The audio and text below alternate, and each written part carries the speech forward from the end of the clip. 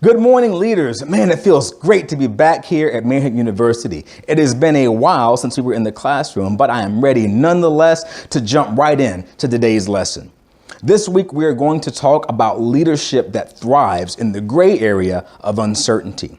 And to do that, I need to read you a passage that comes from the 3rd chapter of the 1st book of Kings. Now, trust me, we're going somewhere with this. Now, starting in verse 16, it says, "Now 2 prostitutes came to the king and stood before him. One of them said, 'Pardon me, my lord, this woman and I live in the same house, and I had a baby while she was there with me. The 3rd day after my child was born, this woman also had a baby. We were alone. There was no one else in the house but the 2 of us. During the night, this woman's son died because she laid on him. So she got up in the middle of the night and took my son from my side while I, your servant, was asleep. She put him by her breast and put her dead son by my breast. The next morning, I got up to nurse my son, and he was dead. But when I looked at him closely in the morning light, I saw that it wasn't the son I had born.' The other woman said, 'No, the living one is my son, the dead one is yours.' But the first one insisted, 'No, the dead one is yours, the living one is mine.' And so they argued before the king. The king said, 'This one says, my son is alive and your son is dead. While that one says, no, your son is dead, mine is alive.' So then the king said, 'Hey, bring me a sword.'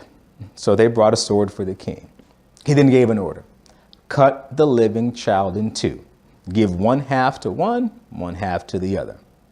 Now the woman whose son was alive was deeply moved out of love for her son. And she said to the king, 'Please, my lord, give her the living baby. Don't kill him.'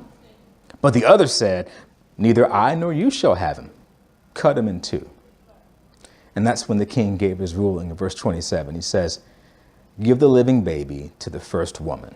Do not kill him. She is his mother.'"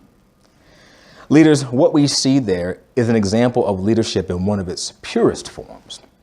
Now, Jewish scholars will tell us that there are about 613 laws given in the Torah. You couple that with all the different ordinances and kingly decrees that existed during that time period, and that was quite a bit of regulation, especially for a world that was void of technology. But the king was not chosen as a law enforcement official. He wasn't someone merely meant to follow the laws with the shrug of his shoulder and say, "Hey, I don't make the rules." He was chosen to interpret the laws when they were purposefully ambiguous. And he had to look to the spirit of the laws in ensuring that their essence was upheld in the application of justice. This required Solomon to have wisdom concerning the law and then take those unique cases that weren't cut and dry and see that the spirit of the law was upheld. So put a pin in that for a second. To better understand this, we first need to look at leadership and management, and we're going to look at them via the lens of compare and contrast. But eventually, we're going to need to see them as complementary. For a basic breakdown of leadership versus management, consider this. Leaders have people who follow them, and managers have people who work for them.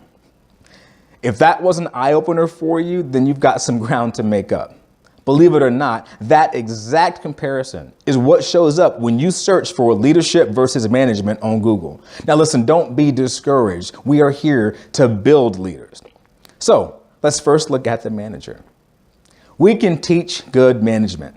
It can be measured. When we hire managers, we can write out everything that we expect of them. We can grow managers. We can grow them through a predictable process. First, learn how to make the fries. Then how to fry the burgers. Then how to sell the meals. Then how to order the food and supplies en masse from the warehouse. Then how to properly store the food. Learn how scheduling works. Now you're a shift leader. Learn how payroll and hours work, and now you're a day or night manager. Learn how to measure loss, gains, and waste. Now you're an assistant manager.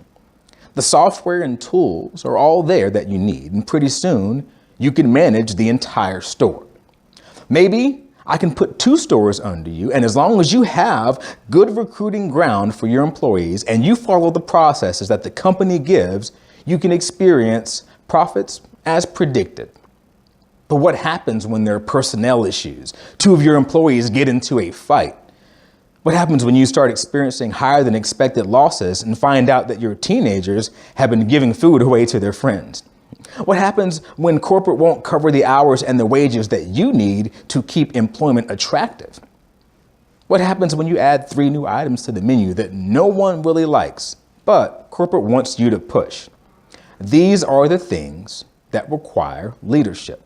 Now, there's something else I need to say before getting too deep into this. Management is necessary. I would argue that the worse you are as a leader, the better manager you have to be. And conversely, the worse manager you are, the better leader you need to be.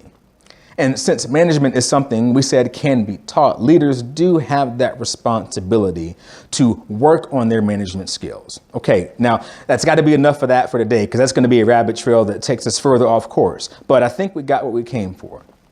So let's look at this process. We get promoted from management into leadership. Now, while your company, team, department, or organization may have a very complex way of defining roles and giving titles, we can trace our path from working within a process to managing a process to leading people who manage the process to leading leaders who lead the managers of those processes. When you're new to leadership, there'll be that tumultuous period where you want to see everything in writing. A process you can follow, just like when you were working or when you were managing. And if that's you, try not to be offended and understand that you've moved into a very subjective area when you're asked to lead. We don't hire leaders to keep the already floating ship on course. Leaders are there to tell us that the ship doesn't have to stop at every port, or that the ship could move faster if we employed new technology. Leaders are there to make the crew of that ship feel like what they do matters. Leaders find out what a better ship looks like and then sell their leaders on the long-term benefits of investing in the new ships. Leaders take risks, piloting that ship to ports previously unknown, all in search of the best possible outcomes. Now, let's look back at King Solomon. While he was sitting in his court, judging this issue between the 2 prostitutes, he didn't have a written law for how to address that. Oh, can you imagine that for just a second? A law in the books that says when 2 prostitutes claim the same child, the king should issue a decree to slice the baby in 2 until the real mother is overcome with love for the child. I don't think that's realistic. And it wasn't that there weren't enough laws. Remember, 613 laws were there. But dealing with people is not as simple as applying the correct amount of pressure or removing the right bolt or writing a ticket when you go over a certain limit. It's not 2 cups of flour, 2 cups of milk, and 3 eggs. And it shouldn't be. I'll go one step further and say that a leader shouldn't want to have every process that he owns governed by detailed instructions for every eventuality. That should bore you if you're a leader. You thrive on being able to find creative solutions to unique problems. When every problem has been solved, hire a manager and go find another challenge. Hey, managers, don't get offended. We need quality management to get things done. And just like day trading is riskier than a 401k, leadership is riskier than management. But be ready, because the day is coming when you'll be asked to lead. And when that day comes, don't be the one standing in your leader's face when a problem arises, receiving the general guidance you need, and then asking for specifics. And please don't be the one saying, hey, where's that written down? You know what? The Bible does not specifically state that you should not snort cocaine. But the average Christian can figure out that using cocaine goes against the spirit of Christianity. Now, it sounds like I'm just being smart, I know, but I need you to get to the point where you see it like this. One of the ways that I communicate trust in a leader is that I give him guidance and I set him on his way.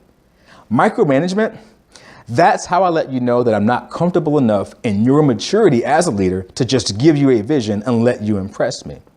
So for those of you seeking specifics at every turn, be careful what you wish for, because when your superior starts detailing everything for you, you're not a leader anymore. Well, that's all the time we have for today. Now that I've got you excited about throwing off the shackles of overregulation, we'll be back next week to temper that as we talk about what happens when your environment has a near stifling set of rules and regulations to govern every process. So tune in when we discuss how leaders can still function within boundaries without losing the creativity that differentiates them from managers. Take care, fellas, and God bless you.